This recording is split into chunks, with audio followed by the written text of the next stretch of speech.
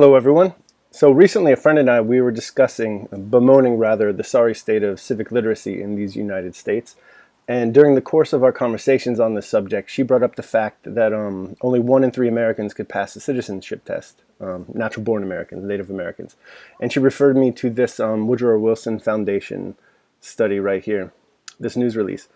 And they share things like I said, only 1 in 3 Americans can pass the citizenship test that is administered to immigrants to become citizens. Only requires a passing score of 60. So what these immigrants get is there's a bank of 100 civics questions relating to the United States government and society. And then on the immigration test, they have to pass. They're given 10, and they have to answer 6 correctly in order to pass. And only 1 in 3 native-born Americans can do this, according to this study here. There's some other facts here that are pretty disconcerting in terms of civic education. 72% of respondents either incorrectly identified or were unsure of which states were part of the 13 original states.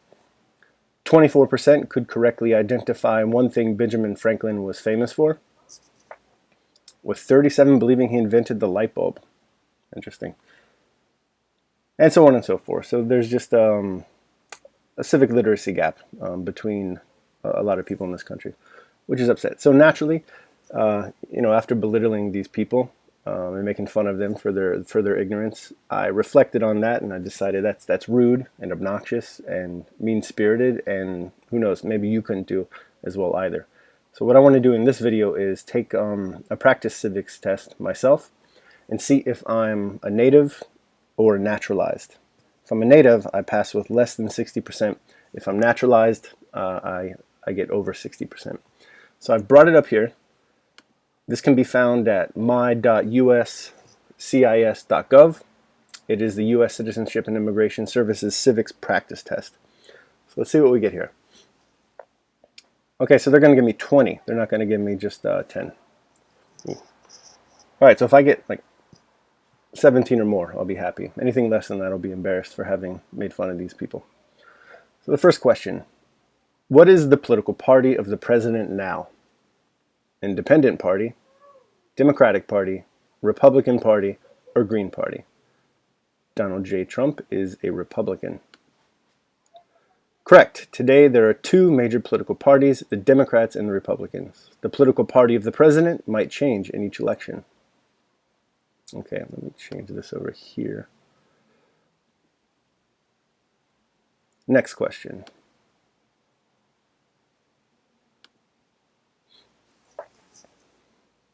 Number 2, what stops one branch of government from becoming too powerful? Nothing. The president, the people, checks and balances, freedom of speech. So it's going to be checks and balances. Correct. The system of checks and balances stops one branch of the federal government from becoming too powerful. The United States government is divided into 3 separate branches. They are the president, Congress, and the courts. Here is an example of how this works. Congress makes laws, but the president can veto a law.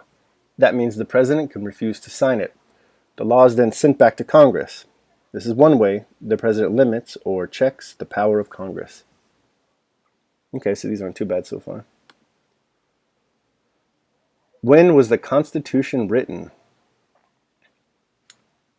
1789, 1790, 1776, and 1787. As it happens, 1787, and it was finished being drafted just yesterday, October 17th. The Constitution was written in 1787. The American Army won the War of Independence in 1783. For several years, the United States was governed by a Congress of Representatives from the states. But in 1787, delegates for the states met in Philadelphia to create a stronger federal government. They wrote the Constitution that gave the framework for the government we have today. The Constitution was written in 1787. 3 for 3. What is the supreme law of the land? Well, in my apartment, I am. The Articles of Confederation, the Declaration of Independence, the Emancipation Proclamation, or the Constitution? The Constitution. Correct. Nice thumbnail. By the way, I saw this once at the New York Public Library. It's really cool. They put it behind, like a glass casing, and there's big long lines to wait to get to see it. And it's really cool. So when they have that, if you live in New York, and why wouldn't you? It's the greatest. You should go check that out when they bring it out. The Constitution is the supreme law of the land. All laws in the United States need to follow the Constitution. Sometimes people think a law does not follow the Constitutions. They make a case. They make the case to the Supreme Court. The Supreme Court can decide that a law is unconstitutional. If that happens, it can't be a law anymore. Everyone must follow the Constitution. The Constitution is the supreme law of the land. Very good. 4 for 4. The House of Representatives has how many voting members? 435, 200, 441, 100. I'm going to go with 435.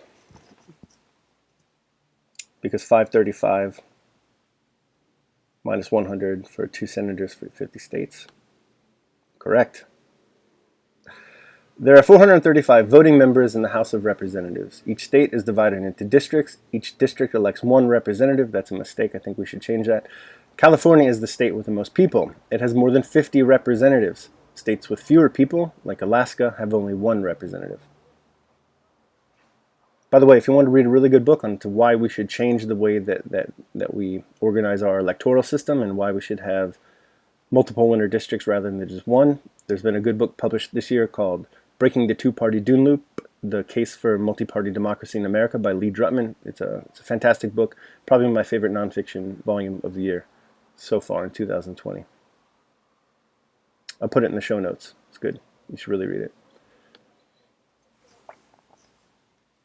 Name one problem that led to the Civil War. Oil, sugar, westward expansion, slavery. Well, slavery. Yep. 6 of 6. Disagreements over slavery and other issues led to the Civil War. Some people believed slavery should be illegal. Other people did not. When the Civil War started in 1861, enslaved African Americans worked on farms and in cities.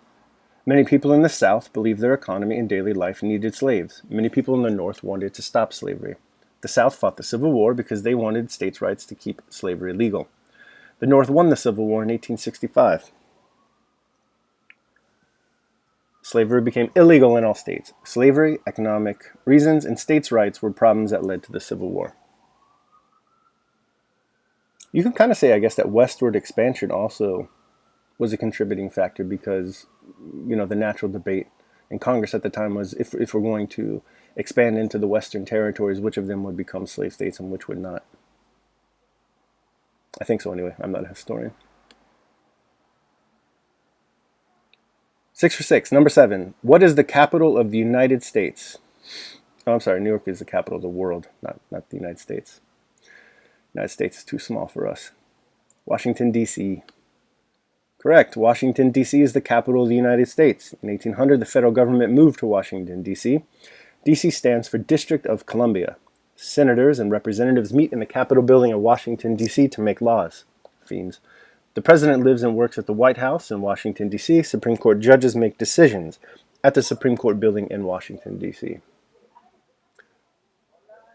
So far, I was right to belittle these people. These are simple questions. This is something you should just learn by existing in this country. Name one war fought by the United States in the 1800s. World War I, Korean War, World War II, Mexican-American War. Mexican-American War. The United States fought 4 wars in the 1800s, one for every quarter. The War of 1812, the Mexican-American War, the Civil War, and the Spanish-American War. The United States fought Mexico in the Mexican-American War from 1846 to 1848. The United States wanted to expand west. In 1846, the government of the United States decided it wanted land that belonged to Mexico. We'll be taking this. Many citizens of the United States and Mexico lived on that land. The United States won the war. The land that was once part of Mexico became part of the United States. That land now forms the states of California, New Mexico, Utah, Nevada, Arizona, and parts of Colorado and Wyoming. So in conversations with another friend of mine, he's actually a historian. He's working on his PhD right now. We often talk about who, the most consequential president of the United States was. A lot of people think it's, FDR or whatnot, Abraham Lincoln. I actually make the strong case for Polk because it was because of his policy here that the continental United States became a continental country. So if you have ports on both the Pacific and the eastern seaboard, I think that makes for great commercial and power we could project in both directions. So in terms of most consequential presidents, probably Polk. The best, though, is Coolidge, and there's no debate about it.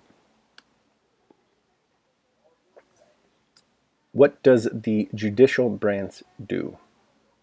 It judicializes. Reviews laws, resolves disputes, decides if a law goes against the Constitution. All of these answers. Yeah, all of these answers. All right, correct. 9 for 9. Number 9. I'm a Beatles fan, excuse me.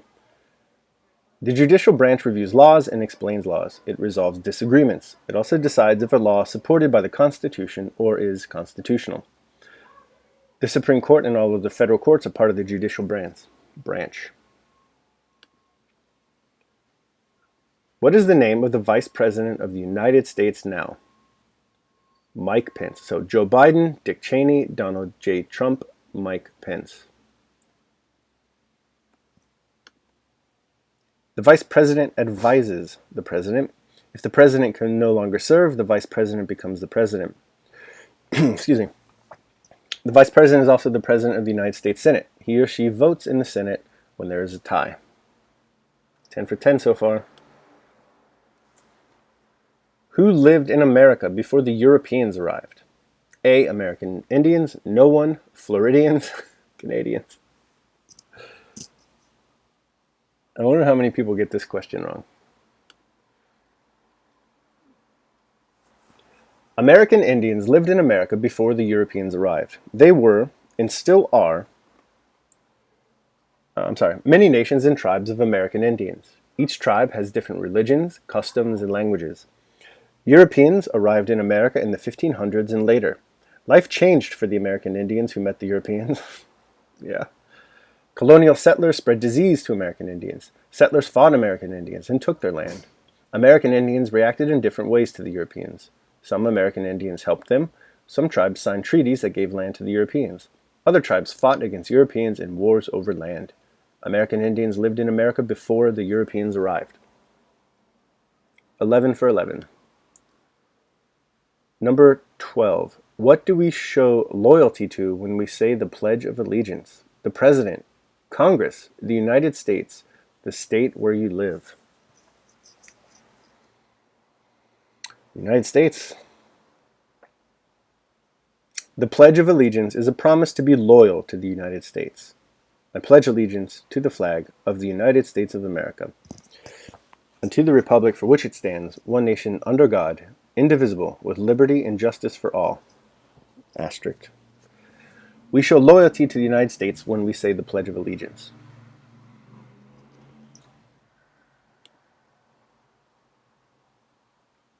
Number 13. What are 2 ways that Americans can participate in their democracy? A. Give an elected official your opinion on an issue and join a community group. B. Vote and join a civic group.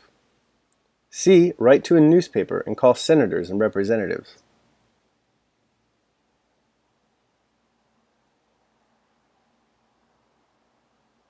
But all of them, but it wants 2?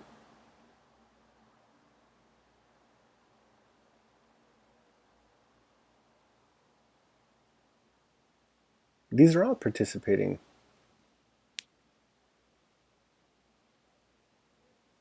No, I'm just going to go with all. No, correct. Democracy only works when people are active in the government.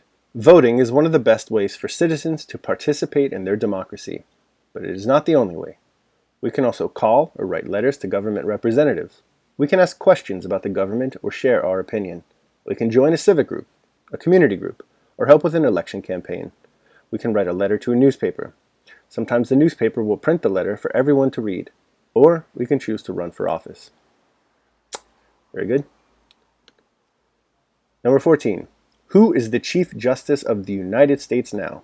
A. Joe Biden. B. John G. Roberts Jr. C. Barack Obama. D. Anthony Kennedy. Roberts. The Chief Justice of the United States is the leader of the Judicial Branch. This person is one of 9 justices of the Supreme Court. Number 15. What are 2 rights of everyone living in the United States? Freedom of religion and freedom to make treaties with other countries. I should start making treaties with Botswana. Freedom to petition the government and freedom to disobey traffic laws. Fuck yeah, in Queens, that's right. These lights are just merely decorative. Freedom of speech and freedom to run for president. D, freedom of speech and freedom of religion. I'm going to go with D because not everyone can run for president, unfortunately. For various reasons, age, country of birth, etc.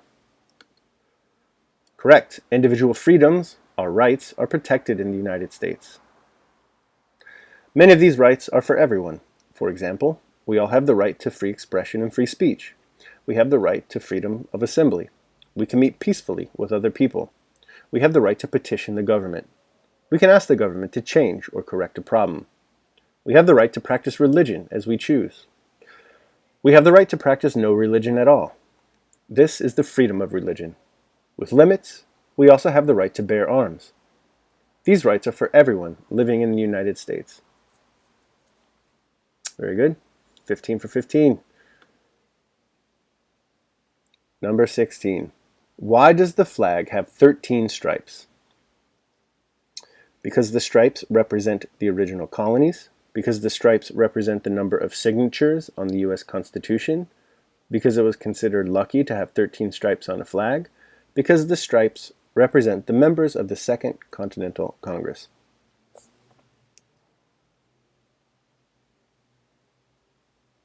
I don't know the answer to this question.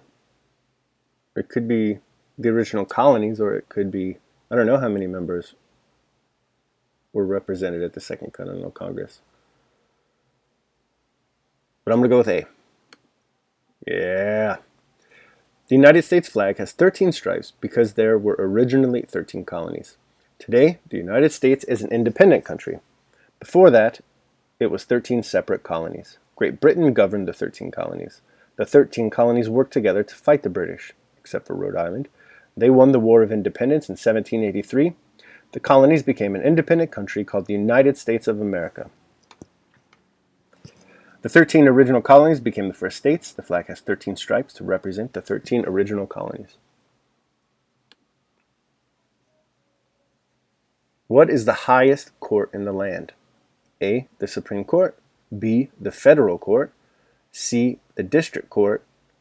D, the Court of Appeals. Wrong. Barclays Center. A, the Supreme Court. The Supreme Court is the highest court of the United States. The Supreme Court decides if a law goes against the Constitution. All other courts must follow the decisions of the Supreme Court. One example is the case of Brown v. Board of Education of Topeka in 1954. The case was about racial segregation in schools. Segregation was a system that separated people based on race and ethnic group. The Supreme Court decided that segregation in schools was against the Constitution. All states had to follow the Supreme Court decision. Segregation in school became illegal in the United States. All right, 17 for 17. Number 18. What is one thing that Benjamin Franklin is famous for? Youngest member of the Constitutional Convention, third President of the United States, inventor of the airplane, U.S. diplomat. Okay, so he wasn't a president, so not B. Socrates invented the airplane. So was he the youngest member of the Constitutional Convention? No, he was older than the other guys. So I'm going to go with U.S. diplomat because I know that he was a diplomat. Correct. Benjamin Franklin was a famous American. He lived from 1706 to 1790. Benjamin Franklin was an inventor. He invented many things that we use today. He invented bifocal eyeglasses. He invented the Franklin stove. Franklin was the writer of Poor Richard's Almanac. It was a book with information about the weather and other topics. He also wrote a book, or rather an essay, about the pleasures of farting, which is good. You should read that. This guy was great. And it is pleasureful. He's right. Franklin became the first Postmaster General of the United States in 1775. He created the postal or mail system in the United States. Also, he started the first free libraries. My man, nice. Later, he was a U.S. diplomat. He was the oldest member at the Constitutional Convention. Okay. All right, so two more. 18 for 18. What is the name of the President of the United States now? Mike Pence, Barack Obama, Donald J. Trump, George W. Bush. Desafortunadamente, Donald J. Trump. The President of the United States is the leader of the executive branch. The President enforces the laws of the United States. Not so much anymore. Next question. For 100%. Ooh. Under our Constitution, some powers belong to the states. What is one power of the states? A. To make treaties. B. Provide schooling and education. C. Create an army. D. Coin and print money. Provide schooling and education. Make treaties is an Article 1 power. I think these are all Article 1 powers except for this. Yeah, dude, 100%. Correct. State governments have the power to do many things. They provide schooling and education. State and local governments provide protection and safety. States give driver's licenses and improve zoning and land use. Okay, so this is why this is a big issue right now. Blue states such as mine, I love them, but it's a scandal, the policy failures involved with zoning and land use regulation. It's awful. That's the topic of another video, though. Good job. You answered 20 of 20 questions correctly. If you would like to keep practicing, you can take another practice test. No, that's good. So, yeah, that didn't seem too hard at all. It was quite easy. There were a few where I didn't know the exact answer, but just through a process of elimination, you could whittle them down to two at least. I don't know